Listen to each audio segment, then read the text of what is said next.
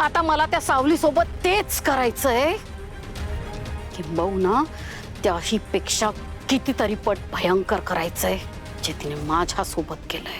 पण कसं कसं तेच सुचत नाहीये. ह्यात काय सुचायचं माई?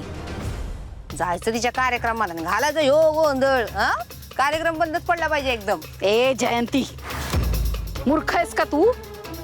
डोकं ठिकाणावर आहे तुझं? हे असलं आपण काही केलं ना तर लोकांच्या नजरेत आपणच वाईट हो.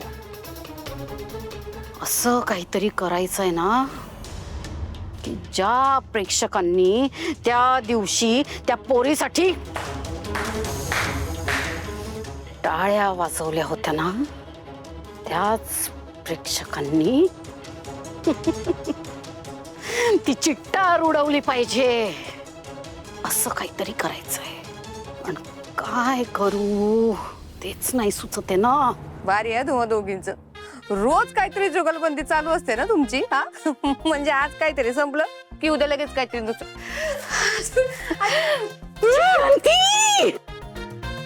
काय झालं माई?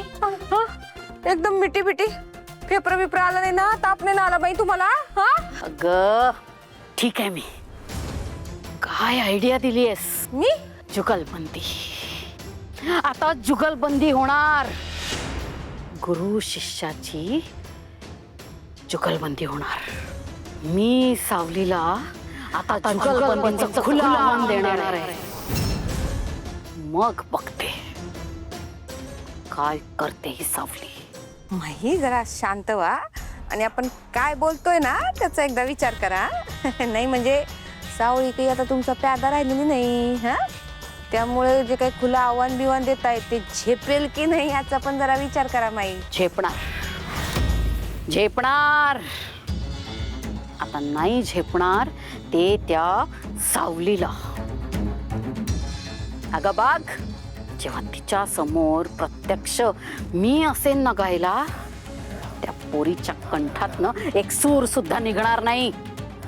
जिंकणार मीच जिंकणार.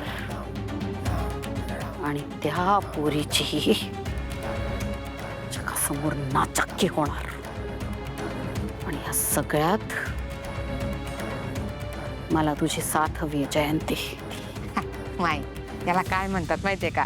नेकीवर पुचपुच. मी आहे ना सोबत. काय करायचं तेवढं सांगा फक्त.